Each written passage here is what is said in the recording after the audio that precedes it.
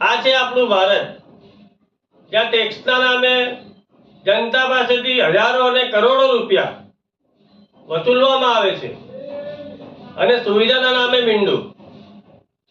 દર્શક મિત્રો, આજે આપણે વાત કરીશું વડોદરા શહેર મહાનગરપાલિકા વહીવટી વોર્ડ નંબર 14ની અને વહીવટી વોર્ડ નંબર 15ની. વોર્ડ નંબર 15ના રહીશોએ વાડી તાઈવાડા, વાડી નવાપુરાના નાકા ઉપર આત્મનિર્ભર થઈને જાતે જ રોડના ખાડા ભરી દીધા છે. ઘણા સમયથી તંત્રમાં રજૂઆત કરવા છતાં કોઈ અધિકારી ધ્યાન દોરતું નથી અને વોર્ડ નંબર 15ના કોર્પોરેટર આજ દિન સુધી આ વિસ્તારમાં શું સમસ્યા છે જોવા સુદ્ધા નથી આવ્યા. ત્યાંના રહીશોએ આત્મનિર્ભર થઈને જાતે જ રોડના ખાડા ભરવાનું કામ શરૂ કરી દીધું છે.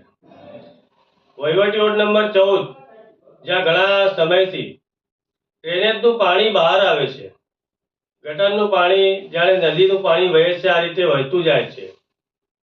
ઘણીવાર રજૂઆત કરવા છતાં તંત્ર દ્વારા કાયમી ધોરણે કોઈ નિરાકરણ લાવવામાં નિષ્ફળ ગયા છે અધિકારીઓ. વડોદરા શહેરમાં પુષ્કળ પ્રમાણમાં વિકાસલક્ષી બજેટ રજૂ કરવામાં આવે છે.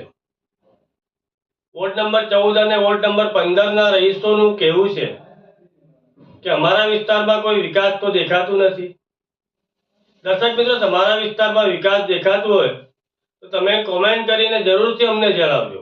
તાઈવાડાના નાકે સ્વામિનારાયણ મંદિરથી પાણીગેટ તરફ જતું મુખ્ય માર્ગ, જ્યાં ઘણા સમયથી ડ્રેનેજનું ગટરનું પાણી ઉભરાય છે, જાણે નદીનું પાણી વહે છે એ રીતે પાણી વહેતું જાય છે. વિસ્તારના લોકો આ સમસ્યાથી ત્રાહિમામ પુકારી ઉઠ્યા છે. વિસ્તારના લોકોનું કહેવું છે કે આ સમસ્યાથી અમને ક્યારે છુટકારો મળશે, આ સમસ્યાનું ક્યારે કાયમી ધોરણે નિરાકરણ આવશે. વડોદરા શહેરના મેયરશ્રીને વિસ્તારના લોકો મીડિયાના માધ્યમથી નમ્ર વિનંતી કરે છે કે અમારી આ સમસ્યાનું કાયમી ધોરણે નિરાકરણ આવે, આવું કોઈ કાર્ય કરો.